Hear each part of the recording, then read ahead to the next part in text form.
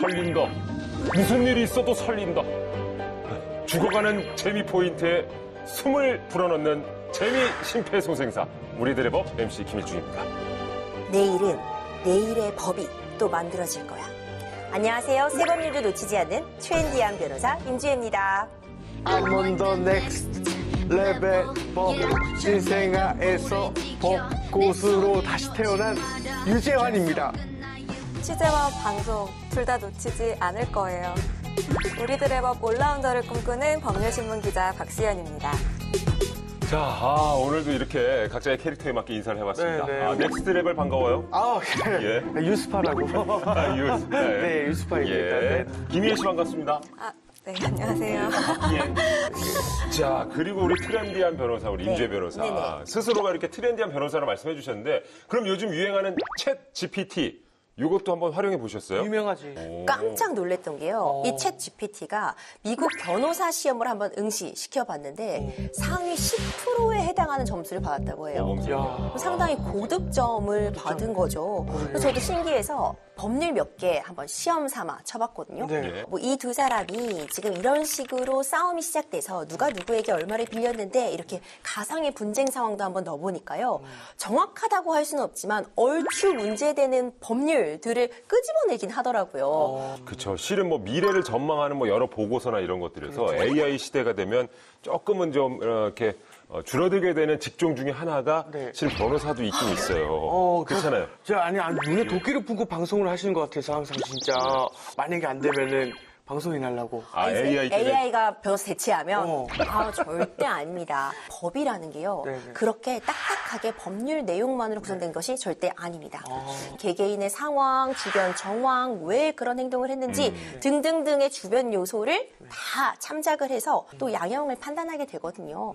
이런 역할은 결국 또 사람의 따뜻한 마음을 가지고 해야 되기 때문에 예. 제 밥그릇 놓치지 않을 거예요. 결국에는 철저하게 지키겠다는 말씀을 이렇게 해주셨습니다. 네. AI 따위. 예. 실은 우리 박 기자님도 웃을 일이 아닌 게 기자라는 직종이 기자는 있다니까. 정말. AI 시대에 조금 이제 맞지 않죠. 줄어든. 어떻습니까? 최근에 법률신문도 AI가 작성한 판결 기사가 보도가 된 적이 있습니다. 그러니까 이 챗 GPT에 전문가가 만든 프로그램을 접목해서 판결 기사를 작성해서 저희가 보도를 했는데 사실 좀 정보 전달의 의미는 있지만 사람인 기자가 직접 발로 뛰면서 취재하는 것만큼 다양하게 기사를 작성할 수는 없기 때문에 저도 걱정 없다고 생각합니다. 다행이에요. 네. 재환님 지금 그렇게 다행이다 할 때가 아니에요. 그래요? AI 작곡가도 나왔더라고요. 난리다. 난리다. 노래 음원도 출시했다는데 재환님 네. 준비되셨어요? 들어보신 거예요 지금? 전 방송인이에요. 근데 실제로 말이에요. 그 AI 작곡 기계가 곡을 쓴 적이 있어요. 네. 근데 곡을 썼는데 당연히 좋은 곡들이 합쳐진 그런 어마어마한 빅데이터로 쓴 거 아니에요. 근데 쓴 곡이 그냥 비틀즈의 곡들이 재생산되는 듯한 느낌. 그래서 그 히트곡 하면은 조금 필수 요소가 좀 있다 보니까 창작의 개념으로 갔을 때는 아주 어리석은 생각부터 시작해서 그런 것들이 음악에 다 들어갔을 때 새로운 음악이 되거든요. 저는 걱정이 없습니다. 이재환 씨는 다행이다. 커피, 셀럽이 되고 싶어 이런 네. 트렌디한 감성을 우리 그렇죠. 챗 GPT는 따라갈 수 없다. 그거는 따라갈 수 없다. 네, 나만의 것이니까 내가 저작권료 받을 거다. 알겠습니다. 그게 우리가 뭐 AI 시대를 지금 뭐 함께 살아가고는 있습니다만은 우리는 그 시대가 와도 잘 헤쳐나갈 겁니다. 그죠? 그럼요. 예. 우리 서로 각자의 자리에서 파이팅을 해보자고요. 네. 자, 빠르게 변화하는 사회 속에서 우리의 삶을 변화시키고 또 유지시켜줄 법률이 뭐가 있을지 알아보겠습니다. 우리들의 법 본격적으로 시작합니다. 오늘 저희를 조금 더 스마트하게 보일 수 있는 네. 그러한 새 법률 뭐가 있는지 살펴보겠습니다. 어떤 게 있죠? 네, 오늘은 게임 이야기를 한번 해볼까 합니다. 게임 좋아하시나요? 저는 굉장히 좋아하는 편이었어요.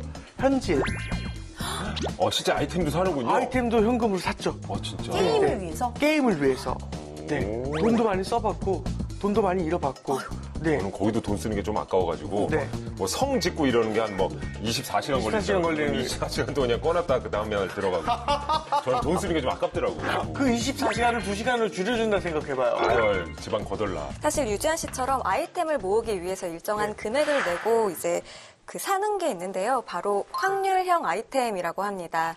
이 확률형 아이템은 게임 속 캐릭터를 꾸미거나 아니면 좀 능력치를 향상시키는 장비 같은 거를 이제 얻기 위해서 사는 건데요. 그렇죠. 근데 이게 운이 좋으면 좋은 게 뽑히는데 운이 나쁘면 안 좋은 게 뽑히는 것처럼 좀 약간 랜덤 박스 같은 거라고 이해하시면 될 것 같습니다. 그렇죠. 맞아요. 이 확률형 아이템을 아이들도 많이 구입을 하더라고요. 그런데 이게 사실 도박과 같은 거여서 좋은 아이템이 뽑힐 확률은 매우 희박하고 어떤 게 뽑힐지 알 수가 없잖아요. 다 이거 원하는 아이템을 뽑기 위해 수천만 원에서 수억까지 쓴 그런 사례도 있다고 합니다. 얼마까지 써봤어요, 재환 씨는? 저 솔직히 말할게요, 진짜. 네. 50만 원. 50만 원까지 써봤어요. 타이밍이 좋았다. 이 앞에서 7천만 원 얘기하다가 네. 50만 원도 큰 돈인데 큰 돈인데. 50만 원이 하니까 적게 썼네. 적게 썬내가 될 수 있어서 저는 정말 다행이다, 진짜. 아니, 이게 게임 업그레이드를 하려면은 업그레이드 상자가 또 필요해요. 업그레이드 상자를 또 가지려면은 레벨이 몇이 돼야만 그 상자를 살 수 있어요. 레벨 몇 가지 가기 위해서는 퀘스트마다 돈을 내야 되는 것들이 네. 있어요. 그 퀘스트마다 돈을 내면서 또 퀘스트를 이제 또 하거든요. 네. 그때도 또 돈이 들어요. 근데 확률형 아이템을 이제 뽑기에 상자를 샀다. 네. 사서 클릭 한번 했다. 네. 이게 만약에 50만 원이다. 네.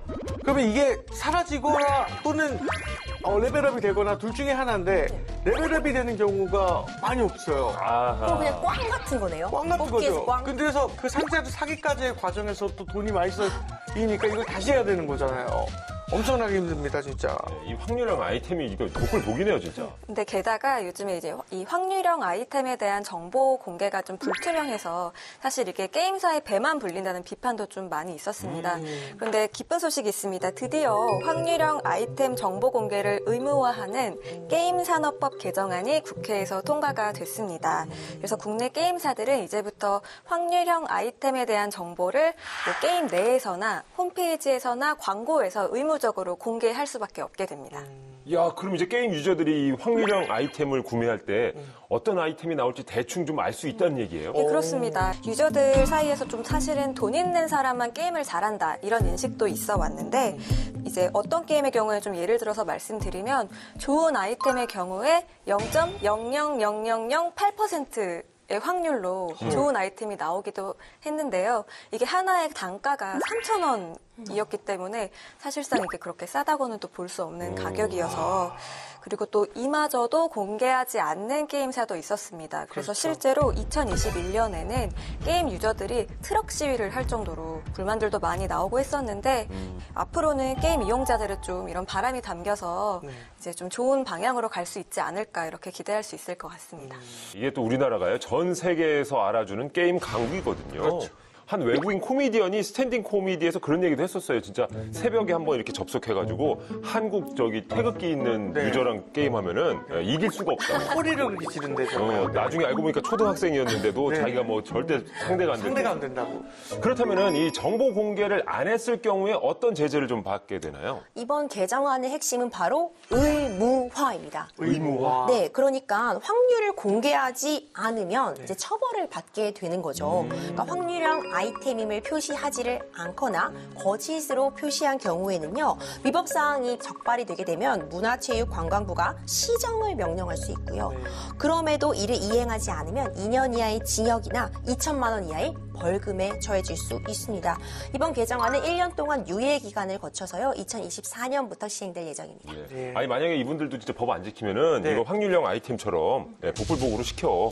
진짜. 뭐 하나는 뭐 10년형 넣어놓고, 하나는 뭐 2년. 하나는 뭐 벌금 50만 원 정도 넣어놓고 그거 자기네들이 뽑아보라고 그래 그러면은. 뽑는 거예요. 네? 에이, 이 확률형 아이템 정보 공개가 정말 건전한 게임 문화를 만드는데 도움이 될 수 있을 것 같습니다. 맞습니다. 한국 콘텐츠진흥원에 따르면 우리나라 국민의 74.4%가 게임을 이용했다고 하는데요. 정말 이제는 남녀노소 가리지 않고 게임을 즐기고 있다. 그만큼 대중화가 됐다. 이렇게 볼 수 있겠습니다. 그렇군요. 이런 사회적인 분위기와 맞물려서요. 그래서 법에서 게임 중독이라는 표현이 이제 사라진다고 합니다. 그래요? 네, 현행법상 규정되어 있는 이제 게임 과몰입 중독 예방 조치 사항에서 이제 중독이라는 표현이 삭제가 되게 된 것인데요. 아무래도 게임 중독이라고 하면 부정적인 또 뉘앙스를 풍기게 되잖아요. 이런 점들이 본역이 돼서 현행법에서 중독이라는 표현을 삭제하기로 결정했다고 합니다. 아, 그렇군요. 게임하면 뭔가 나쁜 짓 하는 것 같아가지고 괜히 찔리곤 했었는데 당당하게 해도 되겠네요. 책 읽는 사람보다 정말 게임 즐기는 사람들이 훨씬 더 많고요. 그만큼 또 쉽고 편하게 즐길 수 있는 취미 생활이 됐다는 거 받아들이고 저희가 또 좋게 봐야 될 것 같고 돈이 있든 없든 모두가 정말 게임을 즐길 수 있는 환경이 됐으면 합니다. 자, 그럼 이제 우리가 원하는 환경을 만들어주는 분을 만나봐야 되겠죠? 어떤 입법자가 우리를 찾아왔는지 지금 바로 확인하시죠.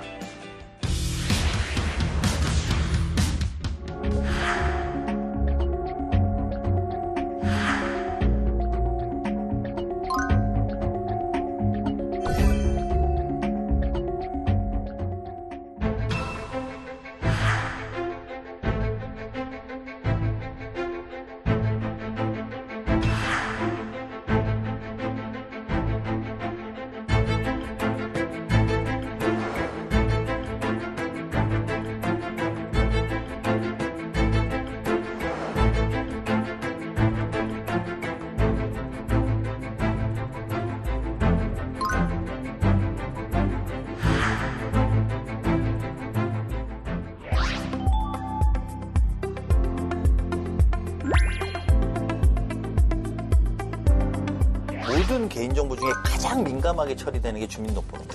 내가 이 플랫폼에 내 정보를 써도 된다고 위임했다면 그거는 유통될 수 있도록. 내가 좋아하는 음악인데 나도 그럼 좀 투자해볼까? 이 시장이 생기기 시작한 겁니다. 그래서 우리는 문화금융이라는 것을 둔다.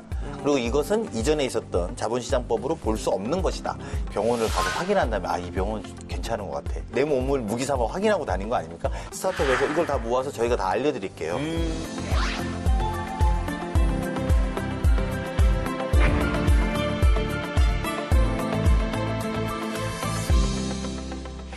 아산의 경제 호랑이가요, 이제는 농장주가 됐습니다. 변화와 혁신에 앞장서는 전략통, 우리 강훈식 의원 모셨습니다. 어서 오세요. 네, 반갑습니다.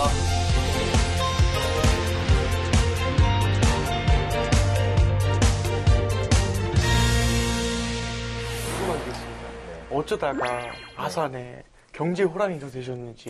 멋진 별칭 아닙니까? 네, 멋있습니다. 경제 호랑이요. 너무 멋지네요. 그러니까 뭐 정확하게 말씀드리면 어떤 방송국에서 토론하는 프로그램에서 초선 때 별명이 초선호랑이, 초호 이렇게 붙여줘가지고 호랑이는 늘 따라다니는 거고. 네, 그냥 호랑이 이렇게 붙여주셔서 그 방송국에서 그 이미지를 막 잘 살려주셨어요. 근데 이제 제가 초선 때부터 계속 주장하고 있는 건 경제 문제 가장 먹고 사는 문제 제일 중요한 문제다 이렇게 주장하면서 그걸 합쳐가지고 경제 호랑이로 만들어 주셨고요. 아니 네. 진짜 궁금한 거 있는데 있다 없다로만 말씀해 주셔도 되는데 어흥 시킨 적 있다 없다. 제가 이미 했었죠. 아니 이런 타입이세요? 아니면 이 타입이세요? 이렇게 했었죠. 예. 아니 우리 어흥 의원님 지역에 가시면 주로 어떤 활동들로 시간 보내세요? 저희가 뭐 좀 요 공간을 통해서 알려드리고 싶은 거는 민원정책 제안의 날이라는 것들을 합니다. 그래서 국회의원, 시의원, 도의원 전부 다 모여서 하는데요. 이게 저희가 하게 된 배경은 내가 살면서 불편한 게 생기면 이게 국회의원이 하는 일인지 시의원이 하는 일인지 뭐 도의원이 하는 일인지 모르시고 그냥 오세요. 불편하니까. 제가 정치하면서 우리 같은 지역에 있는 의원님들한테 요청드리는 건 전자제품 삼성전자 AS센터랑 경쟁해서 우리가 이겨보자 이렇게 이야기합니다. 서비스 센터와 경쟁해서 이겨보자. 저희 사무실에 이렇게 붙어 있습니다. 우리의 경쟁 상대는 삼성전자 서비스센터다 이렇게 붙어 있습니다. 왜냐하면 우리가 뭔가 살면서 물론 전자제품 쓰다가 불편해서 그런 AS센터를 가잖아요. 근데 이거 불편해서 왔습니다. 이러면 이거 돈을 주고 고치셔야 됩니다. 아니면 저희가 무상으로 해드립니다.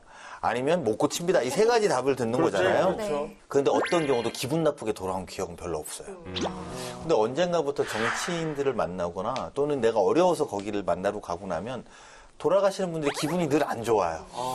뭐가 해결된 것도 없고 그렇다고 뭘 하라고 하는 것도 아니고 그래서 우리가 좀 어떤 식으로라도 오신 분들에 대해서 해결이 되든 해결이 되지 않든 뭐 어떤 경우 저희가 요구할 때도 있어요. 민원인의 요구사항이 정말 많은 사람의 이야기인지 서명운동 받아오라고 하는 경우도 있어요. 근데 그것이 지금 굉장히 오래돼서 이제 벌써 한 7년, 6년째 하고 있어서 지역분들은 많이 좋아하시고 자리도 제대로 잡고 많이들 네, 찾아오시겠네요, 진짜. 맞습니다. 근데 제가 아까 소개해드릴 때 경제 호랑인데 농장주가 됐다라고 이렇게 말씀 좀 드렸습니다. 어떤 농사를 짓고 계시는 거예요? 저희가 스타트업들을 키우는 네. 스타트업의 꿈은 유니콘이 되는 거예요. 그렇죠. 유니콘 팜이라고 하는 보통은 이제 이름을 그러면 뭐 국회의원 연구단체 하면 대표 이렇게 이름 붙이는데 우리 그냥 농장주 그리고 간사는 영양사. 네, 그리고 이제 스타트업들이 거기에 와서 유니콘이 되도록 하는 유니콘 팜이라는 단체를 만들어서 스타트업에서 유니콘이 어떤 의미인지 아시죠, 재환 씨? 네, 메이저 기업이 되는 것. 뭐 기준이 있습니다.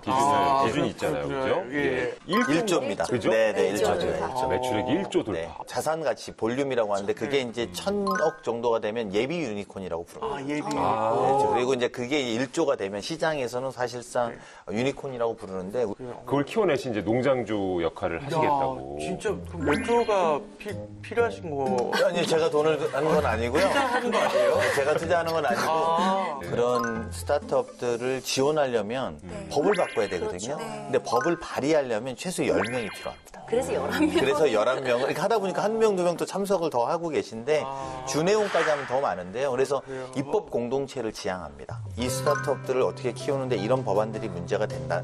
또는 이런 법안이 필요하다라고 하면 저희가 개정안을 내거나 새로운 제정안을 내는 그룹들이고요. 유니콘팜을 만들게 된 특별한 계기가 있으실 것 같은데. 있죠. 제가 사실은 초선 의원일 때 국토교통위원을 했습니다. 근데 제가 이제 4년 차 때 소위 타다가 이제 국민적 관심사가 되게 많았는데 그때 택시 운전하셨던 분들이 4분 정도 분신하셨습니다. 근데 이제 저는 제가 실제로는 타다 이용자였거든요. 그래서 저는 되게 잘 애용하고 있었는데 어느 날 그래서 이런 기업들은 많이 잘 돼야겠다 하고 제가 국토교통위원인데 타다 금지 법안이 올라온 거예요. 근데 금지 법안이 올라왔으면 저는 이제 생각이 다르니까 싸워야 되잖아요. 네. 근데 그 싸움을 하는 과정에서 일주일에 한 번씩 자살하시고 분신하시는 일들이 벌어지면서 사실 그 법을 막지는 못했어요. 하지만 근데 스타트업은 키워야 되는 것은 또 명확한 일이었거든요. 그래서 이 분야를 좀 본격적으로 우리가 또 기존의 소위 말하는 영역과 새로운 영역이 충돌하는 것들도 좀 잘 현명하게 하고 동시에 스타트업들도 잘 보호할 수 있는 방안을 찾자 이렇게 해서 스타트업 유니콘팜이 만들어졌습니다.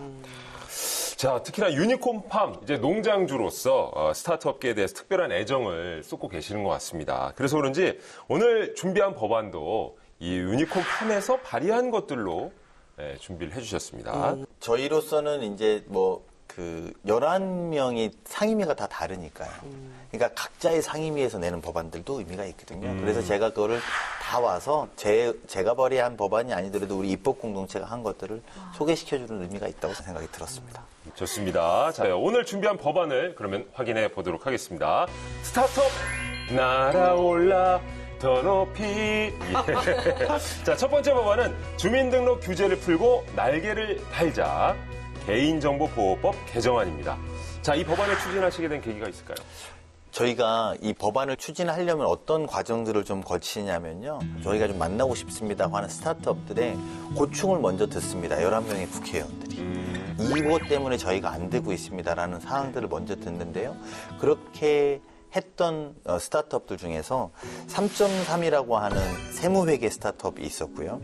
그리고 올라케어라고 하는 그 비대면 의료 스타트업이 있었습니다. 근데 이 두 군데가 어떤 요구를 하냐면 법률, 의료, 세무 이런 걸 대행해 주는 데는 관련 서비스를 받으려면 주민등록번호를 필수적으로 요구하는데 대행하는 사람이 그걸 의료단체나 아니면은 또 세무단체에다 요구할 때는 법적인 이슈가 발생됩니다. 이거를 좀 개정해보자는 취지로 저희가 나섰다 이렇게 생각합니다. 아, 그렇군요. 뭐 세무 얘기도 하고 그러니까 조금 더 제가 편하게 말씀 끌어서 죄송한데 편하게 아닙니다. 말씀드리면 우리가 국세청 홈택스라는 걸 이용해서 하잖아요. 근데 보통 이제 본인이 하려고 하면 많이 어렵단 말이죠. 네, 그래서 그렇죠. 종합소득세 환급 신청해 주려면 그런 환급 대행을 해주는 업체들이 거기에 들어가서 하는 건데요. 근데 그렇게 못하게 되는 게 개인정보보호법 때문에. 근데 사실 세금 관련돼서는 정말 저도 어렵고 많은 분들이 좀 어려워하시는 게 현실입니다. 그래서 좀 많은 분들께서 실제로도 세금 관련된 서비스들을 이용을 하고 있는데 지난 2월을 기준으로 세금을 환급해주는 스타트업의 누적 가입자가 1,400만 명을 넘어섰다고 합니다.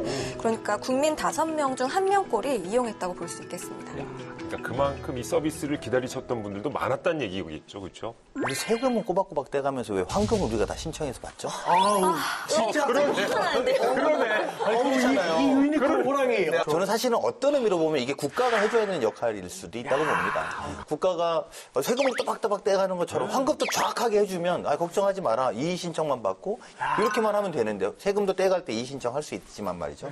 근데 우리가 이렇게 되지 않은 것이 생기기 때문에 사실은 이런 대행해주는 플랫폼이 생긴 거거든요. 그러니까 그런 플랫폼에도 충분히 우리가 쉽게 받을 수 있게 도와주는 것이 필요하다고 보고요. 이게 결국은 이런 과정들을 통해서 저는 행정의 효율화 또는 행정의 변화, 정치의 변화도 저는 만들어낼 수 있다고 생각합니다. 그런 점에서 이번 법안 스타트업을 위해서 꼭 필요한 내용인 것 같아요. 이 주민등록번호 나는 쓸 수 있고 또 홈택스는 쓸 수 있는데 이걸 대행하는 업체가 주민등록번호를 활용할 수 있는 지금 법상으로는 법적 근거가 없었던 거잖아요. 네, 정확하게 말씀하신 건데요. 우리나라 모든 개인정보 중에 가장 민감하게 처리되는 게 주민등록번호입니다. 그렇죠. 그러다 보니까 현행법은 주민번호 처리를 원칙적으로 금지하고 있어요. 다만 예외적으로 2개를 하는 경우에 할 수 있습니다. 하나는 법률에서 구체적으로 주민번호 처리를 요구하거나 허용한 경우. 그러니까 예를 들면 주민번호를 입력하세요. 우리가 해서 이제 직접 입력하는 경우. 네. 그리고 이 주민등록번호를 이용해서 이 사람을 확인하지 않으면 이 사람의 신체 재산에 대한 뭔가의 문제가 생긴다고 생각할 때는 처리할 수 있게 돼 있습니다. 근데 어쨌든 이게 현재는 위법성이 있다고 나올 가능성이 있는 거네요. 그렇죠. 그래서 실제로도 주민등록번호. 지금 그 스타트업들 중에 몇 개들은 조사를 받고 있어요. 개인정보보호위원회의 개보위의 법 위반 여부를 조사받고 있기도 하거든요. 그러니까 스타트업에 어쨌든 이게 필요한 경우가 있을 텐데 주민등록번호 활용이 혹시 어떤 해법을 좀 제시한 것들이 있으신가요? 저희가 이제 낸 개정안은 크게 첫 번째는 다른 법령에서 개인정보 처리를 요구하고 이 정보 주체, 즉 소비자가 내가 이 플랫폼에 내 정보를 써도 된다고 위임했다면 그거는 유통될 수 있도록. 이제 그게 적어도 홈택스에 나 대신 이 플랫폼이 좀 해달라라고 유임을까지 한 경우는 이제 할 수 있게 하는 거죠. 원래는 이게 원칙적으로 금지돼 있었기 때문에 개인정보보호위원회에서 이제 금지하고 있었던 것이다. 이렇게 위원님 저는 또 좀 약간 걱정되는 부분이요. 개인정보 활용하고 사용하는 거 매우 중요하고 필요한 부분은 인정이 되겠지만 정말 주민등록번호 유출되면 그 피해가 막심할 수 있기 때문에 주민등록번호 보안 문제에 대한 해법도 함께 준비하셨나요? 그렇죠. 이제 우리가 일테면 이런 문제가 생길 때마다 늘 결국은 그 주민등록번호 유출에 대한 걱정이 제일 큽니다. 그렇죠. 근데 제가 좀 말씀 꼭 드리고 싶은 건 과거에 우리가 컴퓨터 쓰면 액티브엑스라고 있었는데 뭘만 하면 깔아야 돼요. 그리고 우리 거기에 무조건 뭐를 꼭 했어요. 그 불편함 기억나시죠? 기억나요. 근데 지금 우리가 언젠가부터 해외에 있는 여러 사이트들을 이용하면서 액티브엑스는 이제 전설처럼 사라졌습니다. 그 전까지 보호 때문에 그거 꼭 필요하다고 깔았었어요. 맞아요. 그거랑 뭐만 할 아크로벳 때마다. 리더 여러 가지 있었어요. 네, 진짜. 그렇습니다. 네. 근데 그게 지금은 다 사라진 것은 불필요한 규제들이 있다라는 거죠. 그래서 좀 덜어내야 되는데 다만 말씀하신 것처럼 하나는 그 보호에 대한 엄중성을 그 안에 담는 건 유지돼 있습니다. 즉, 이 회사가 책임이 커진 거죠. 내가 이거를 대행해서 맞는 커진 거고요. 또 하나는 장기적으로는 우리가 주민등록번호 말고 개인 식별번호를 또 하나 만드는 것도 고민해봐야 됩니다. 진짜 주민등록번호 외에 예, 그러니까 예를 들면 여러 가지 번호들을 납세 번호를 만들다든지 네네. 이렇게 하나를 만들 수도 있거든요. 그래서 자기를 구분할 수 있는 요 사안에만 대해서 하는 방법들도 있기 때문에요. 그런 검토해 나가면 될 거라고 생각이 듭니다. 너무 좋다 진짜. 실제로 법이 통과가 되면은 어떤 스타트업이 더 만들어지거나 이렇게 좀 생성될까요? 의료 서비스들도 가능할 거라고 봅니다. 그리고 법률 서비스들도 가능할 겁니다. 이게 사실은 이제 여기 대부분 프리랜서가 많이 계시니까 네네. 옛날에 세무사랑 이렇게 한 번 하려면 거기 방문해서 내가 거기랑 계약 관계를 맺고 한 해에 얼마씩 주고 이렇게 했던 거라면 이제 그런 플랫폼이 완성이 되면 세무, 의료, 또 법률 서비스를 일상으로 받을 수 있는 공간으로 바뀔 수밖에 없을 거라고 봅니다. 그러니까 확실히 뭐 법률, 의료, 뭐 세무 서비스, 살면서 진짜 꼭 필요한 서비스들인데요. 이런 것들이 편해진다면 우리 소비자 입장에서도 환영할 일이겠죠. 자, 이제 스타트업계의 날개를 달아줄 유니콘팜의 또 다른 법안 무엇이 있는지 확인해 보겠습니다. 자, 스타트업 날아올라 더 높이 두 번째 법안은요. 구해줘 문화금융입니다. 자, 문화산업진흥기본법 개정안인데요. 하지만 문화와 금융은 이게 좀 너무 다른 분야인 것 같은데 어떻게 이 두 개가 조합이 된 걸까요? 과거의 문화예술 뭐 이런 것들은 뭐 음악, 예술, 이건 아티스트의 전유물이거나 또는 뭐 미술 같은 경우에는 특히 뭐 드라마나 영화에서 보잖아요. 그렇게 투자하는 분들이 있어. 뭐 이렇게. 근데 최근에는 젊은 세대를 중심으로 해서 나도 저거를 가지고 나도 투자하고 싶어가 막 늘어나고 있습니다. 맞아요. 주식을 막 하려고 하면 너무 배워야 되는 게 많은데 저건 내가 좋아하는 음악인데 나도 그럼 좀 투자해볼까? 수익이 될 것 같은데 라고 하면서 생겼던 이제 이 시장이 생기기 시작한 겁니다. 그래서 이거를 이제 빅블러라고 표현하는 겁니다. 빅블러 현상. 전혀 사실은 안 맞는 거잖아요. 음악이 증권하고 결합되고 이제 이런 새로운 시장하고 결합되는 그런 부분에 대한 이제 현상을 이야기하는 거죠. 이게 뭐 어떤 단어예요? 빅블러가? 네, 그러니까 의원님 말씀처럼 빅블러 현상은 우리나라뿐만이 아니고 사실 전 세계적인 추세라고 지금 볼 수 있는데요. 이게 블러가 희미한 것, 흐릿해지는 것이라는 옛날에 이제 뜻의 모자이크 처리다. 근데 요새 맞아요. 블러 처리한다는 맞아요. 거죠. 그 블러에 빅이 이제 결합이 돼서 이렇게 산업 간 경계가 크게 희미해졌다. 이런 경계가 희미해졌다. 예, 맞습니다. 그래서 대표적인 예를 말씀드리면 온라인 서점인 미국의 아마존 있지 않습니까? 네. 아마존이 전자상거래, 뭐 유통, 그리고 뭐 음악 스트리밍 서비스를 넘어서서 금융까지 한다든지 이런 게 또 예가 될 수 있고 우리나라의 경우에서도 한번 예를 찾아보면 금융사들이 알뜰폰을 출시하지 않습니까? 이제 이런 것도 예가 될 수 있고 최근에 또 치킨 회사가 맥주를 만들어서 파는 일도 있어요. 이런 게 모두 다 빅블러 현상의 예라고 할 수 있겠습니다. 아, 치킨 회사가 맥주를 판다니까 이해가 쏙 되네요. 야, 그럼 우리 이거 입법자들이잖아요. 그러니까 우리가 입법자들에서 국회의원님 모시고 방송합니다만 입법자들에서 우리도 국회의원을 내가지고 우리 거 우리가 방송하자. 뭐 이런 얘기 아니야, 이제 빅블러는. 그렇죠. 출마하시는 거죠. 저희도 인재가 필요합니다. 치킨 맥주 얘기하다 갑자기 생각이 나네. 홍천감이야. 자, 근데 이제 이런 식으로 정말 수많은 빅블러 산업이 있는 것 같은데 그 중에서도 문화금융계를 위한 법안을 내셨다고 합니다. 어떤 계기가 있으실까요? 그러니까 미술은 그냥 돈 있는 사람들만 투자했던 것 같고. 근데 그래서 미술 조각품 투자라고 하는 섹션이 생겼습니다. 이제 하나의 공간이. 그다음에 음악은 이제 투자는 보통 이제 기획사가 했죠. 그렇게 해서 음악 하나 스타를 만들어서 그걸 판매했다면 그리고 그 저작권을 지불했다면 이 음악 저작권에 대해서도 시장이 뮤직하우라고 하는 데가 생겼고요.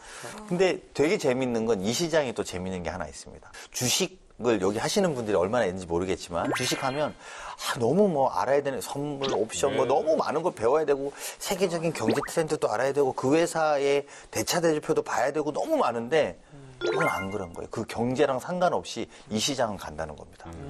나의 취향을 믿고 정말 내가 거기에 투자하는 느낌으로 가는 거니까. 그렇습니다. 환율, 금리 이런 거시경제 지표랑은 별 상관이 없거든요.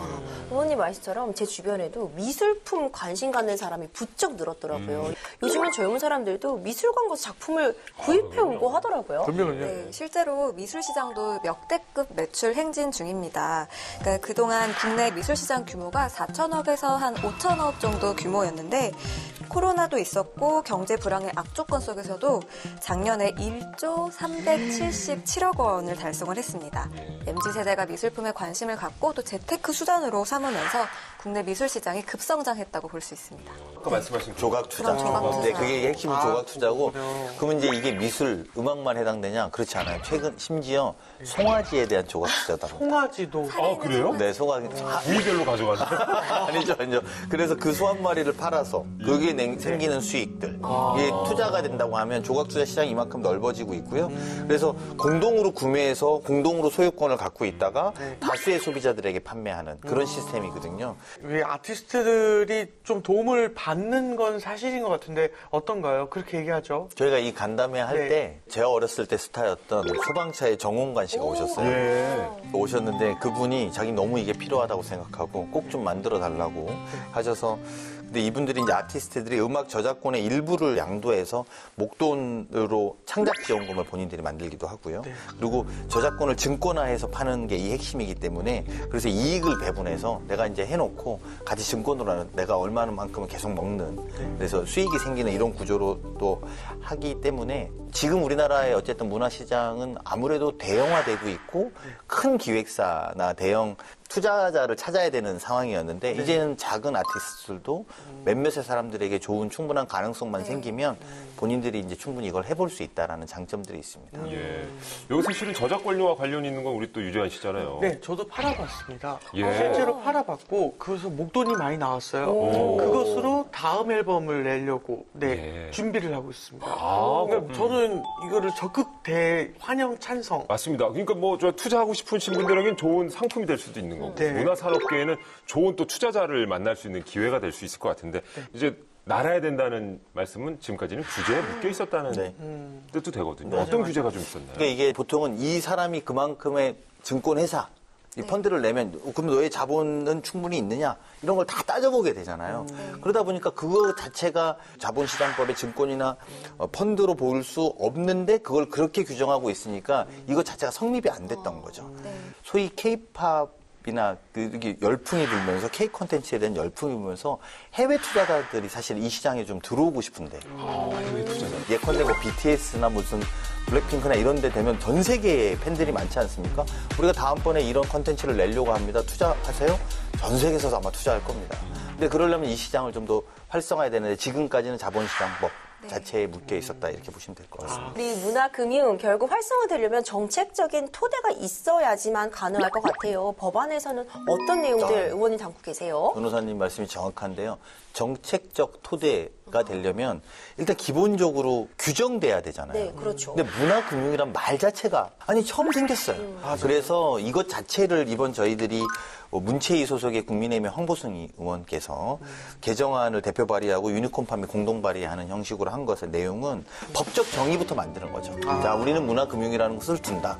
그리고 이것은 이전에 있었던 자본시장법으로 볼 수 없는 것이다. 이렇게 보는 내용들을 담은 그래서 가치평가 등 문화지식 재산금융의 활성화를 위해서 노력하고 이것을 네트워크 구축할 수 있는 근거를 만드는 법 자체를 이번에 만드는 것입니다. 그래서 그게 되면 그 다음 단계가 또 열리게 되는 새로운 시장이 될 거라고 봅니다. 이게 어쨌든 이 분야가 최고 뭐 뜨고 있는 산업이기 때문에 굉장히 또 기대도 클 수밖에 없고. 모든 콘텐츠들에 대한 새로운 시장의 가능성도 저는 열고 볼 수 있겠다. 그리고 해외 투자자들도 K 콘텐츠 이에 대해서 저는 함께 할 수 있을 거라고 봅니다. 네, 정말 많은 문화인들에게 우리 예술인들에게 큰 도움이 됐으면 좋겠다는 생각을 해봅니다. 자, 이제 마지막 법안을 살펴보겠습니다. 천차만별 비급여 진료비 알고 가세요. 의료법 개정안입니다. 근데 이 비급여는요, 병원에서 자체적으로 좀 책정을 하는 걸로 알고 있거든요. 맞습니다. 그러다 보니까 이제 대부분 그 가격을 모르고 방문해서 천차만별인 비급여 진료비를 가서 저희들 확인하게 되는 건데요. 이것을 환자를 위해서 정확하게 미리 공개하고 전체 공유하면 그러면 좀 더 우리가 편하잖아요. 갈 때 그렇죠. 내가 요 정도 가격으로 이렇게 받는구나 하는데 지금 이제 그걸 알려야 된다라는 저희들의 생각을 갖고 있죠. 제가 아는 분은 그 도수 치료를 좀 받으려고 전화를 막 수십 통씩 했는데 다 답변이 들어오는 게 병원에 오셔서 진료를 받으셔야만 그 가격을 알 수 있으시다고 안 가르쳐 주더라고요. 비공개로 하더라고요. 네, 원래 비급여 진료비는 공개하는 게 맞는데 의료계에서 좀 반발이 심한 걸로 알려져 있습니다. 그래요? 그래서 헌법 소원도 제기됐던 걸로 알고 있는데요. 그래서 사실은 그게 비공개로 한다라고 해서 이걸 2021년에 의료법을 개정해서 비급여 진료비를 복지부에 보고하고 정부는 이걸 공개할 수 있도록 근거를 그때 2021년에 만들었어요. 그런데 이제 의료단체에서 이거는 헌법소원을 해야 된다. 그래서 헌법소원을 했는데 최근에 지난 3월에 합헌이다. 그래서 공개해야 된다라는 결정이 나버린 거죠. 예. 그럼 이제 비급여 진료비 공개할 수 있게 된 거네요? 그렇죠. 공개할 수 있게 됐는데 네. 이게 이제 또 여기 안에서 좀 쟁점들이 좀 사실 있는 게 사실입니다. 요즘 이 스타트업들은 광고 시장에 대해서도 이제 관심을 갖게 되는 거죠. 그러니까 이 병원의 가격이 공개된 거 아닙니까? 그러면 이제 스타트업에서 이걸 다 모아서 저희가 다 알려드릴게요. 하기 시작한 것이죠. 그러면 이거는 광고를 허용하는 거네? 라는 쟁점이 다시 생긴 겁니다. 그래서 충돌하게 된 지점입니다. 그렇군요. 사실 병원이나 의사 추천 받으려면 아는 사람한테 소개받거나 아니면 아는 의사 선생님한테 누구 추천해 줄 수 있냐고 묻는 방식 아니면은 사실 병원 정보는 비교하기가 참 힘든 것 같아요. 병원에 대한 후기나 진료비 공개 이런 차원에서 좀 사실 원하시는 분들도 많을 것 같은데 법안에 이런 내용도 좀 담겨 있나요? 네. 근데 이제 그게 사실은 정확하게는 이게 내 몸으로 가서 병원을 가서 확인한 다음에 이 병원 괜찮은 것 같아. 이 병원은 안 괜찮은 것 같아. 이걸 내 몸을 무기 삼아 확인하고 다닌 거 아닙니까? 지금까지 우리가 살아온 건 그런 겁니다. 예. 그렇네요. 그렇잖아요. 네. 이런 내용들까지 담아서 비교할 수 있도록 하자라는 게 저희들의 이 의료법 관련된 개정안의 취지입니다. 그러네요.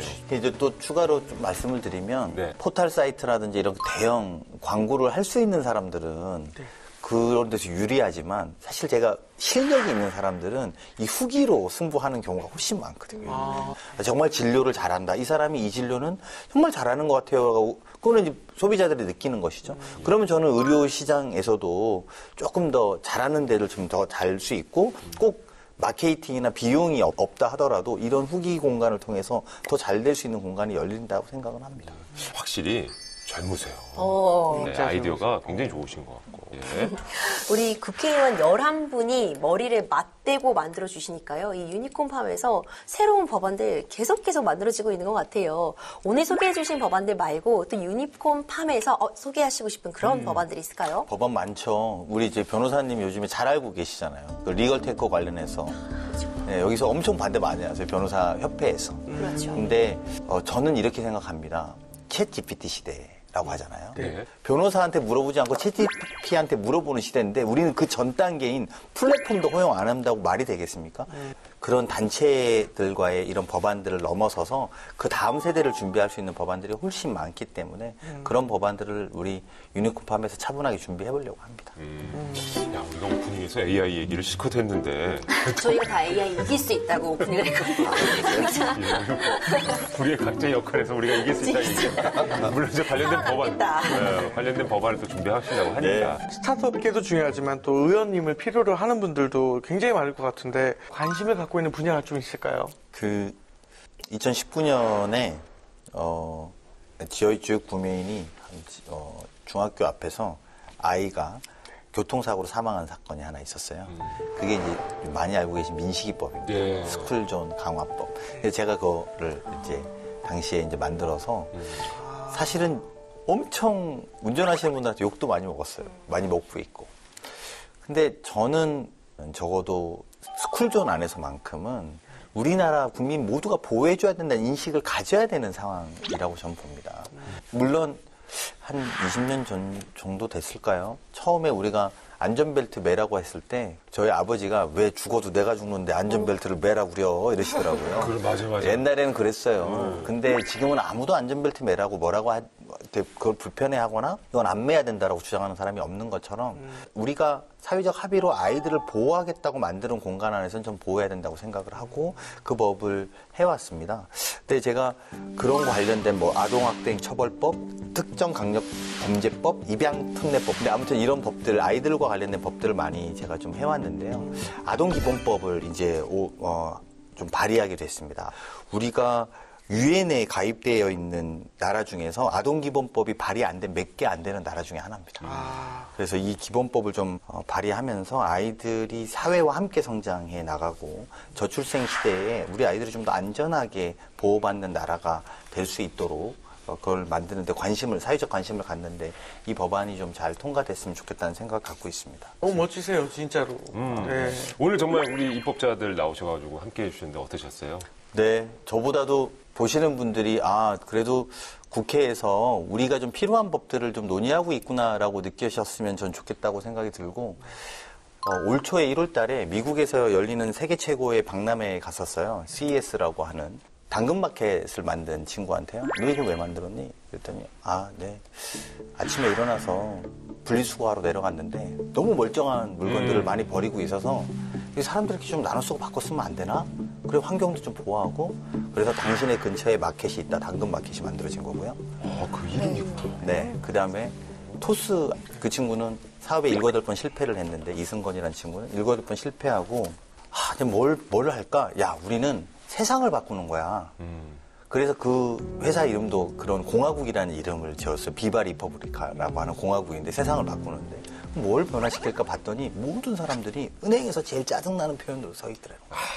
은행에서 ATM기 안에서 제일 짜증나는 표현으로 써 있다는 거예요. 그래서 이 사람들이 그렇게 해서 지금 우리가 은행에 가는 시대를 줄였고요. 저는 스타트업들이 이렇게 세상을 자꾸 바꾸고 있다고 생각합니다. 그리고 그것은 우리 삶에 필요한 일들을 해내기 때문이라고 저는 생각합니다. 저는 정치도 그런 공간이 됐으면 좋겠고 오늘 이런 좋은 법 소개를 통해서 국민들도 야, 우리의 삶을 바꿔주는구나 이렇게 느꼈으면 좋겠고 오늘 함께해 주신 분들의 의견도 같이 모아서 여러분들과 함께 세상을 바꾸는 노력을 더 해보도록 하겠습니다. 예, 지금까지 강훈식 의원이었습니다. 감사합니다. 고맙습니다. 예.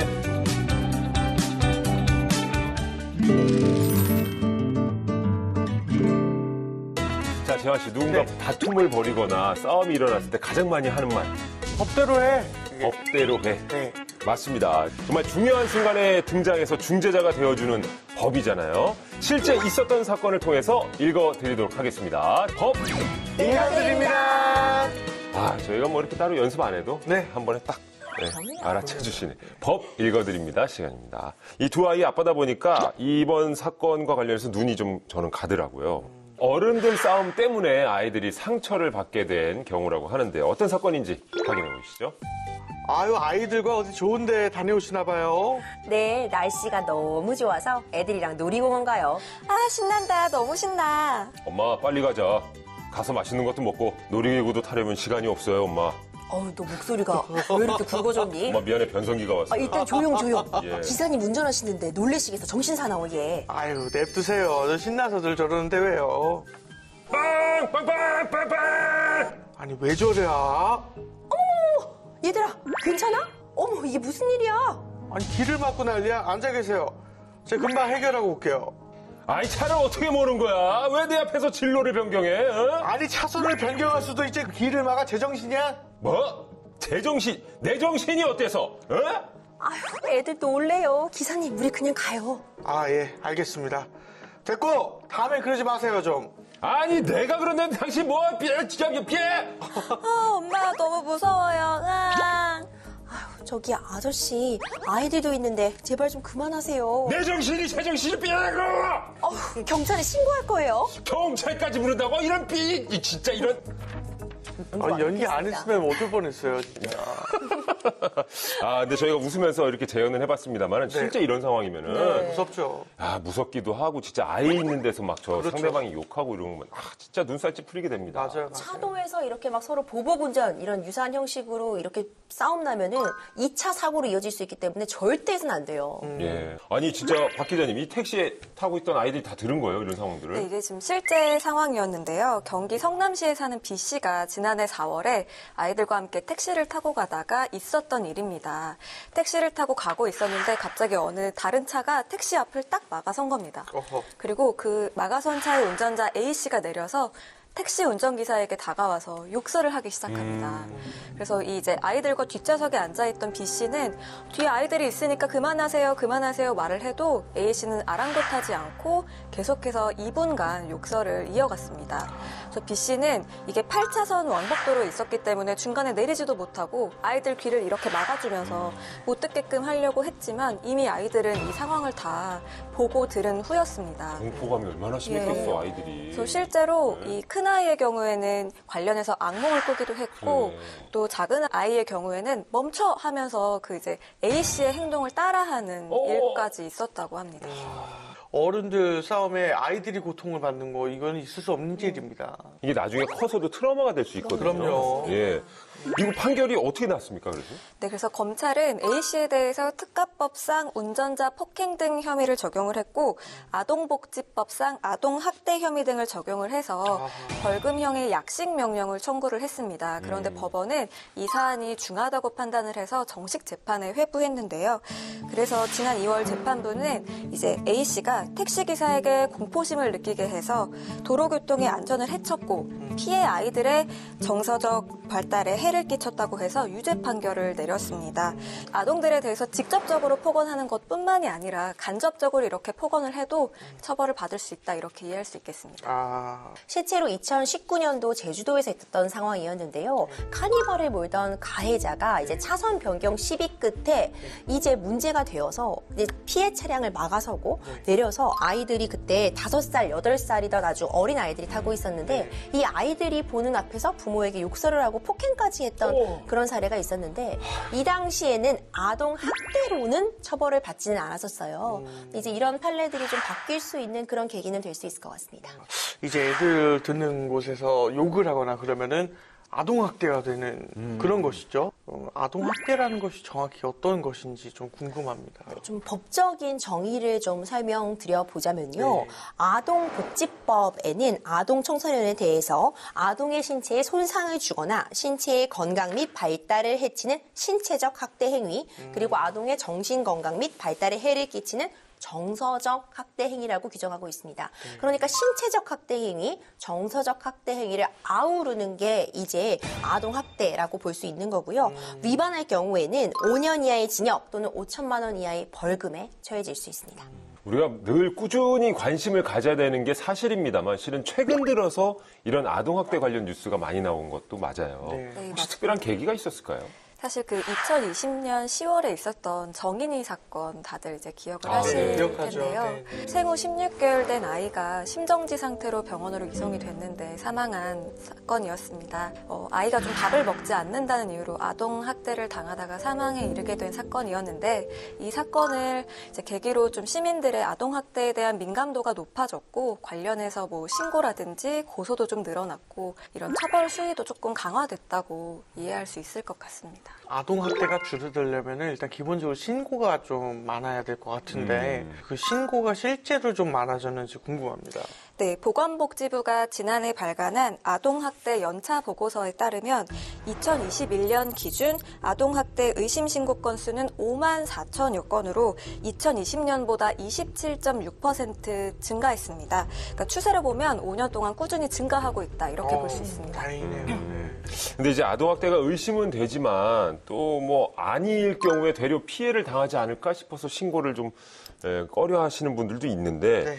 아동학대 기준을 이게 어떻게 세우면 좋을지가 좀 난감해요. 맞아요. 말씀해 주신 것처럼 남의 가족 일인데 내가 괜히 끼어드는 거 아닌가 이렇게 사실 꺼려해서 신고를 하기가 좀 어려웠던 것도 현실이거든요. 근데 이제는 신고가 정말 가장 큰 예방이기 때문에 반드시 신고하셔야 됩니다. 그 기준을 좀 말씀드리자면요.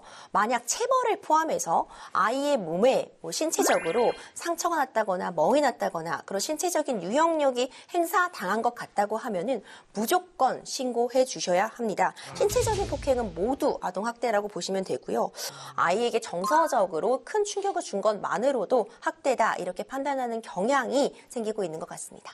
아동학대가 의심되면 아동권리보장원이 제시한 이제 체크리스트를 보는 것 또한 방법입니다. 한 15개 문항 정도가 있는데 제가 예를 들어서 말씀드리면 뭐 아이의 상처를 부모님이 설명을 잘 하지 못한다? 이럴 때 아동학대를 조금 의심해 볼 수가 있고 정말 추운 겨울에 너무너무 얇은 여름 옷을 입고 있다? 이런 것도 사실 조금 의심해 볼 수 있다고 이제 판단을 하고 있습니다. 그런 체크리스트 같은 거 한 3개 정도 뭐 아닙니다. 아동권리보장원은 단 한 개라도 네라고 체크되면 아동학대를 의심해서 신고해야 한다. 이렇게 권고를 하고 있습니다.